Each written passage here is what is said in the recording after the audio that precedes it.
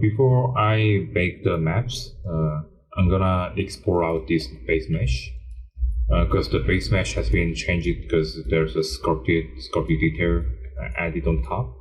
So we have a map. I mean, I'm gonna create maps, but even the base mesh will need to be updated because the subdivision one even isn't really the same anymore because this one has basically more details.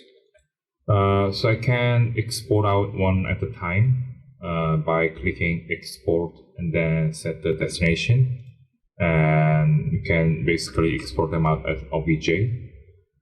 So go through one at a time, and then you can export out all these 4 items. So one caveat is that this poly group has been created when I'm importing this mesh, because I export out this mesh with the separate object as a one OBJ file. So ZBrush automatically set them as individual poly groups. So in case I need to split like isolate individual polys, I can do that, which is handy. You can group visible to make a single group and then export them out. And it's gonna be a single object baked out, or you can just export out as is. Then it's gonna be like same number of components, but it's not gonna retain the namespace. So I need to rename I guess most of the object again, but that's what it is. So to export these objects, I'm gonna use a Subtoolmaster. And there's a bunch of options here, but I don't really use much. I just use the export visual subtool when I have many. I only have 4, so I can export out one by one, but why don't I just use this one? So click export, and it asks me, this is default setting, so most likely default settings are fine, except the single poly group for each subtool.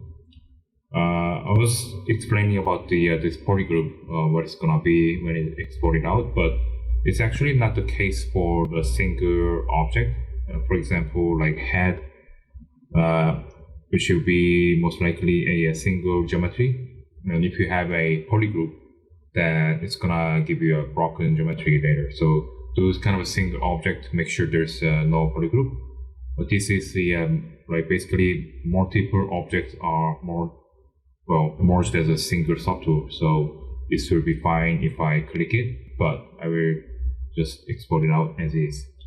So just default setting, and then set OK, and then set to the file destination, and then Metal Armor V1. I'm gonna set it to V2 now, and save, and it's gonna go through and then export out as current state. Okay, so baking normal maps first, and then I will bake a displacement map later. So bake from subdivision number 2, and this will be 1, and 2, and 2, and 2 as a base mesh. So we're gonna start with the header.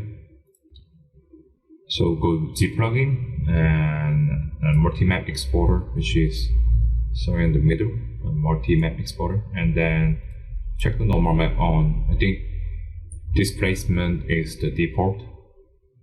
If you check both, we're gonna export out 2 maps at a time at the same time. I'm gonna do it one at a time.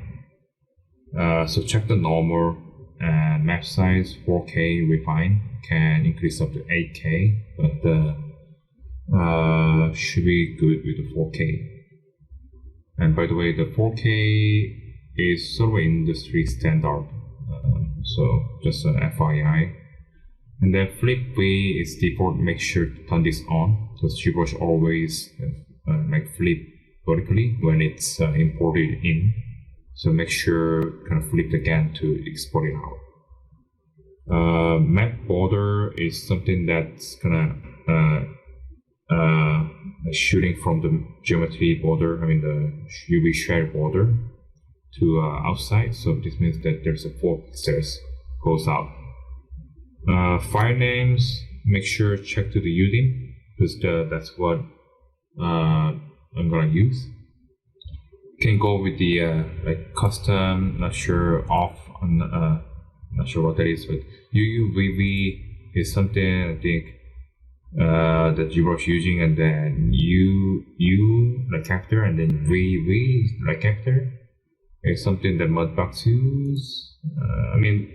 But then there's so many like UV like multi-type UV namings and workflow from all days, but UDIM is basically became a like standard workflow. So UDIM is supposed to be the one, and the format for 16-bit can be changed from PSD to TIFF. I will go with the TIFF most likely, and yeah, so the suffix should be fine. Okay, and so that's the file names, and no need to check anything. And then there's a section for a detailed setting for each map. So normal map here, and I'm gonna set it to 2 for the ladder because that's the one that I'm gonna use for the base mesh. And just check everything on. Adaptive one is something that need to sort of take a look. So usually when I'm doing the test baking for my normal maps, I turn it off because it says it's give me a more accuracy, which means that if I turn it off, it will be less accurate than with on. But I find out it's like not the huge like difference in terms of the detail, but baking time is actually huge difference. So it depends on your purpose for the map. If it's for final baking, I guess turning on is better. And then if it's for this quick test, how it's going to be look like, then turn it off. So save some time for you. So I'm going to turn this on for now and then just baking. So I'm going to go through bake all the maps and check them in Maya, see how they look like. Okay, so create all maps and set the destination. I just set to the ZBrush normal under source image. This is the Maya project that I created way back in the Hadley topo. So I'm gonna use the same project, like Maya project for folders. Source image and then ZBrush normal. You can name it whatever you want. I just name it based on where they are imported from. So ZBrush normal, and then file name should be anything is fine because we're gonna get the UDIM number in the back later. So we just save it, and it's gonna be starting the baking process. Yeah, so I'm gonna bake all the maps and then we'll bring them into Maya. Okay, so before I export everything to Maya, where I already did, but I want to bake the displacement map. I'm going to use the same tool, multi-map exporter, and click displacement this time. Used to be normal, and we can do it at the same time, but I rather go one map at a time. So this time will be displacement, and then settings can be followed. So each tab has their own settings, like normal map and displacement map. So same as before, adaptive can be turned on and off, depends on the purpose for the maps. If it's for the test render, I recommend you to turn it off so that you can bake it faster. So I'm gonna turn it on now and then make it to subdivision 2 because that's the basically base mesh, new base mesh level. So 2 subdivision level, and a dB suffix is as it says, higher value will give more accuracy. So turn on adaptive and then set to 4 will be ideal for sort of final displacement map. If it's for test render, it could be like turn off the adaptive and then maybe 1 or 2 maybe, it'll be fine. It'll be very fast, like baking the displacement map. So that's something that you can choose. So I'm gonna set to 4, and then turn on the adaptive for this one. It's gonna take a while, but I will be editing the video, so no need to see the whole process. And then smooth UV. Well, I usually turn it on. I guess I never have any issue with it on, so I just leave it on. And then mid value 0.5. It's well, it says better for 32-bit, better set to 0 for 32-bit. So I guess I can just set it to 0, but I usually just put it to 0.5, and usually tend to use 32-bit. No need to use any bit depths, like you can do 16-bit, but never ever use 8-bit. So at least has to be 16-bit. So turn it off if it's 16-bit, turn it on 32-bit. So I use 32-bit so that I can get better range. I mean, 16-bit is sufficient, but just to be sure. And turn on EXR.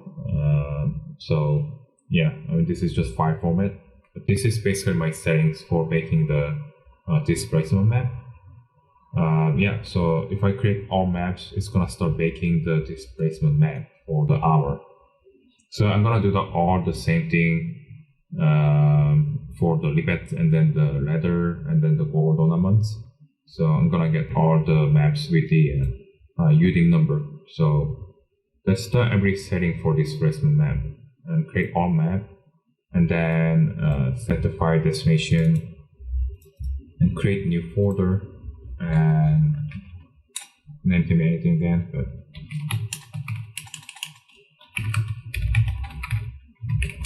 GBrush displacement. And then it's gonna take a actual software name, but this is basically sort of prefix. But I can, well, I always change the name of the map, so I just leave it whatever it is, and then save. It's gonna start baking process for the metal armor UDIM, which is 4 UDIMs. So yeah. So I'm gonna do same thing for rest of the sub tools, and then we'll move on to the baking ambient occlusion. Okay, so to baking ambient occlusion map, there's a few different ways to do. Nothing wrong with any method, but the way I prefer is actually using a mud box. So when GBrush has same like multi-map exporter, and then there's an ambient occlusion tab here, and it will work, but the output is usually quite well soft. There's some settings here, you can play with it, but I find out it's more straightforward to using the mudbox. You can use a X normal, so it's down to the more like personal preferences. So the step that I do is, for example, this gold ornaments and the leather and metal armor. So these two will be a basically one object, and then will be occluded at the same time. So, because what I mean by occlude at the same time is there's a some indent here, and then even these gold ornaments is occluded, like it's almost contact with the metal armor. So this border area will be occluded, means that it will be darkened out. If I bake one at a time, it won't touch anything, or it's not going to be close with anything, so it won't be occluded much. So what I'm going to do is merge these two gold ornaments and then the metal armor, and then also the leather, and then the rivets, and then the buckle. There will be occluded together, these two, which means that these rivets will be merged with the this metal armor. It's gonna be a bit of a, well, another bit complex in a way. It's not super complicated, but need to split it out and then bake separately. Everything can be baked together, really, but that if if I do that, then I will be some darken like occluded color where the leather is, which I don't want to have. I will be bake out separately metal armor with metals, and then the back buckle, and then the leather will be separate. To do that, what I need to do is just split out the these buckles. So I'll be separating them out using the Hold Control Shift.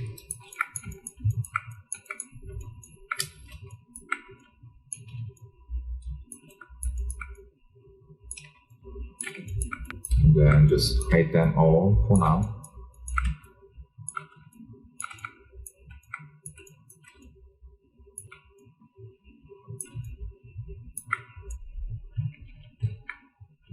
Okay, almost there. Only a few.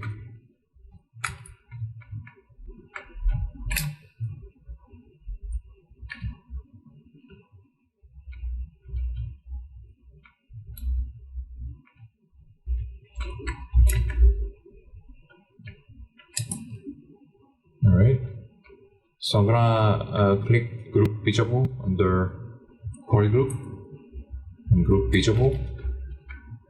Okay, and then hold Control Shift and then drag outside. So import a isolation. Also click Group Visible. So it's gonna be it becomes like two different groups. Okay, so I'm gonna go Subtool and then Split and Group Split. Okay, so it's gonna be two different groups. Okay, and so I have a metal armor and then gold ornaments, and then this rivets and buckles and rivets. So I'm gonna merge the leather with the rivets, with the buckles. Sorry, and then these three and these two. So in order to do that, I have a subdivision lever there, which will be reconstructed in which will need to be reconstructed in Modbox. So what I need to do is matching the subdivision level and then merge them. So I'm gonna bring them with the subdivision level 5, maybe 4, because ambient occlusion doesn't necessarily need to be like super detailed. It's better to have some details, but don't need to be like hyper detailed. So maybe 4 is fine. So I'm gonna set this to 4 as well.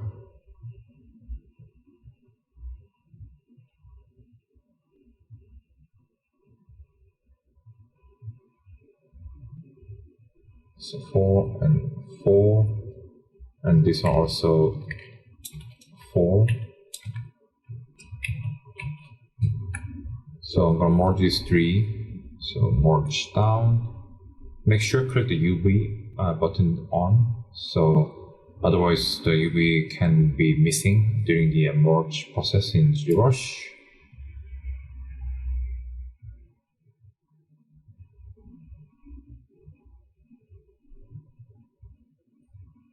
Okay, and merge down again.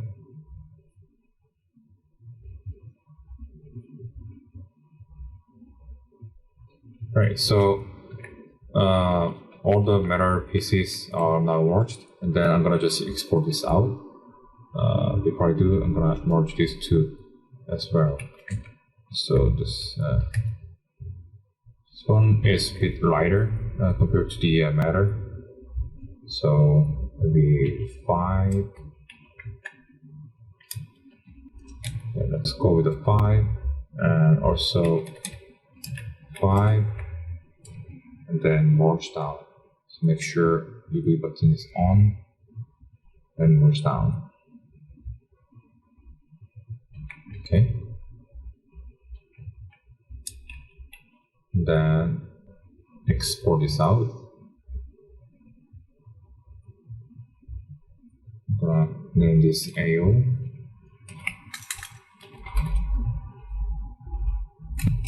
So I can tell which is which.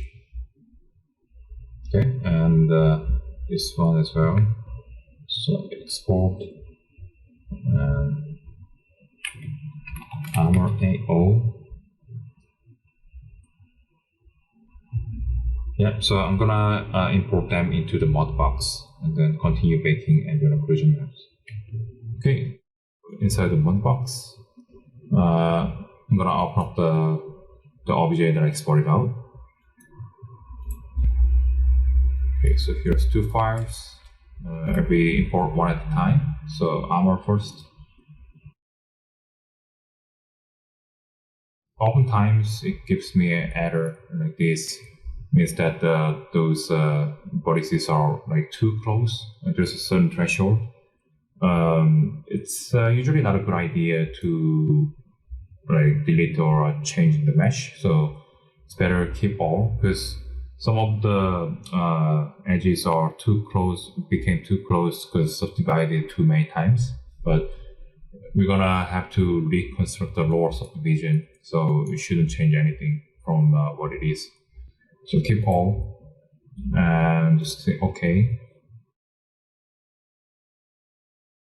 I'm gonna import another one. So import and then leave it. Not the same error, but ignoring is keep all.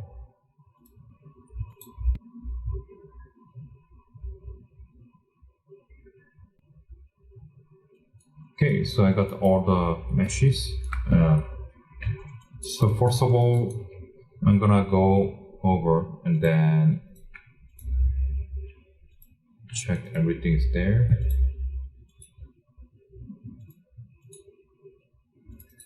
This one import as 2. See if I can combine it. Combine meshes. Okay, and then I have to reconstruct the lower subdivision. It's similar to the ZBrush subdivision. So go mesh and rebuild subdivision levels.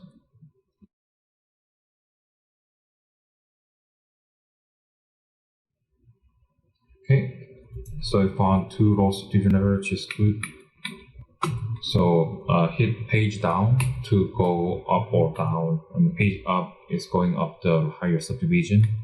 Page down is to lower the subdivision level. It doesn't matter, but just make sure the subdivision level is built right properly.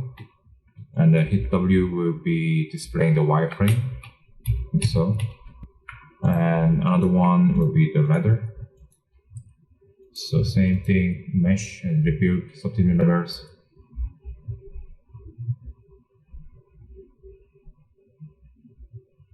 Okay, so 4 subdivision levels and let's go lower subdivision, which is good. Okay, so everything is set. So I'm gonna go UV maps and extract texture maps, a new operation. And hit ambient occlusion, and then click the mesh. Well, you can do it all at the same time. So add all. So add all. It automatically put the highest level for each selection. So target model, which the lower resolution is supposed to go, and then the bottom section is highest resolution mesh supposed to go. And Modbox is smart enough to know which one is supposed to be put it in. So just select and then add all where it does the job. You can do it one at a time if you need. Method is supposed to be subdivision, and quality can be good or bad, but it's your choice, I suppose. I usually just go with the good, because we're not gonna see this map like at the end of the day. It's just supporting the other maps. So anything kind of more efficient, like faster, will be better. And yeah, I mean, there's a bunch of settings here, but not much to change.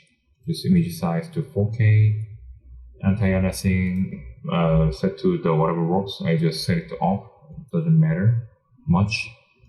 And file name can be anything. I just go TF 16-bit and AO and save. So make sure it can be 16-bit, and then show map resolution, shadow map resolution supposed to be 4K. So yeah, these are the settings for AO on baking. I mean, it looks like a lot, but really doesn't really many sections to change. So hit extract, and yeah, it's gonna go through the all the UDIM. But in Modbox, it's not really UDIM but UMV, so it's a bit different, but basically the same.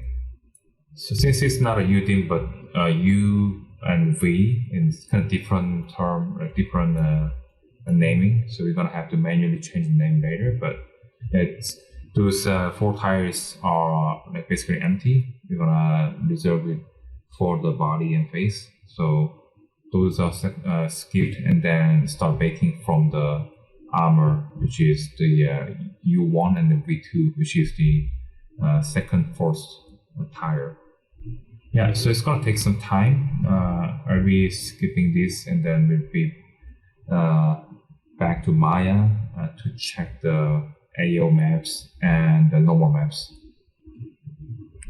Okay, back in Maya.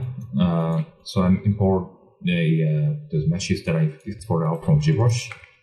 So the all one mesh I'm gonna maybe split them later and then keep the proper name later, but I will just keep it a 1 for now. So assign the same material, so steer for the body, and then the board for the board, and chainmail, skirt. Yeah, so as you can see, there's a bit more like base mesh details from like intact surface before. So I turn the wireframe on. It's gonna be 1 level higher, and that's gonna be my new base mesh. Okay, so assign the normal map to see if they are all properly baked. Select all, and then click this button to see the shading network. So gold and brass, and then chainmail, which I didn't bake anything. So chainmail and skirt also. Didn't bake anything, so I just did 4. Okay, and AO map I baked out and then renamed them based on the UDIM tile. So Modbox map baked out map usually goes like 1U, 1V, and 1U, 2V, like so. But the UDIM tile goes 10, 11, 10, 12. So just go over and then get the proper UDIM number, and that should be work just fine. Okay. So first of all, I'm gonna import a normal map. So grab everything, maybe not everything, but just one at each tile. So armor has 4, this first one, and gold has 2, this first one, leather, and then rivet. Drag and drop.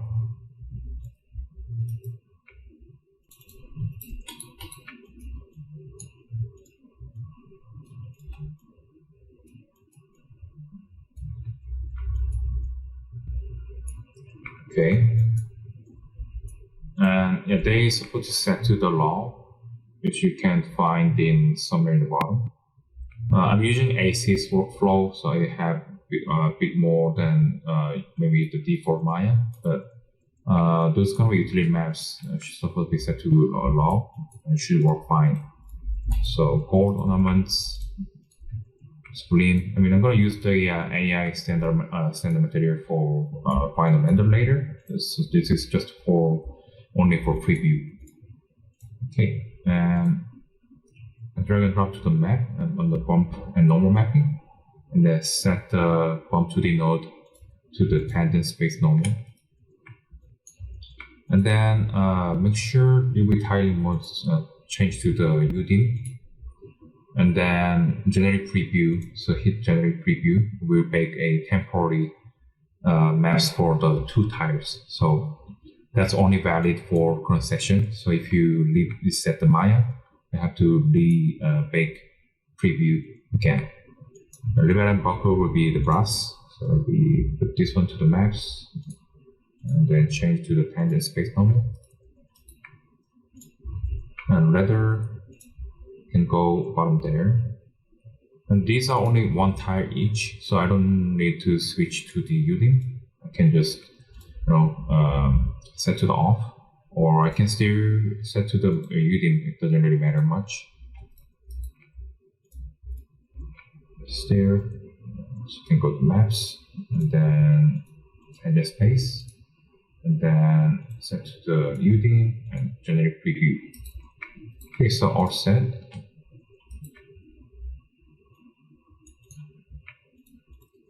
And then make sure hit 6 or click this button here to see the texture, because all these normal maps are texture, so it doesn't really display with the shading mode. Make sure texture turn on, and they are sharing same materials. So this is the original armor without any sculpted detail, and this is with the sculpted detail. So obviously it works better because this one looks like some mid-frequency details are missing, which is actually what it is. So yeah, it looks fine. So I'm gonna use this map for like texture painting, and then I also baked out the displacement map. So this one, when I rendered out with the displacement map, it's supposed to look like this. So it can be maybe some sort of a good preview for my final render. So okay, and then another one for ambient occlusion. So I just duplicate this one, and armor, I'll be assign a surface shader for armor, and also same thing, ornaments. But this is only for preview again. This doesn't really means much, just to make sure all the maps looks correct.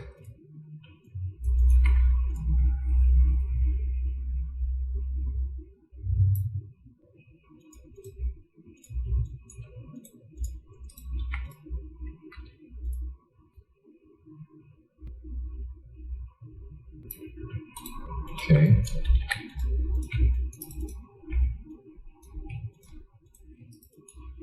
Okay, and then hit the same button here. Let's see, one.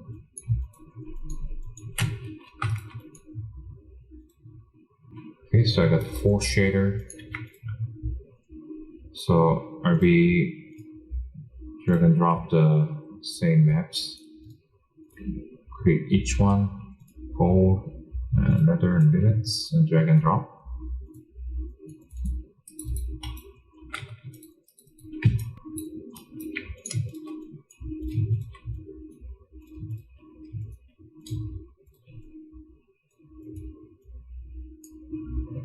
Alright, so gold has 2 tires again, set to the UDIM, and then armor set to the UDIM. Okay, and then before I bake preview, need to plug that map in first. So surface shader 1 is the main armor, which is this one. So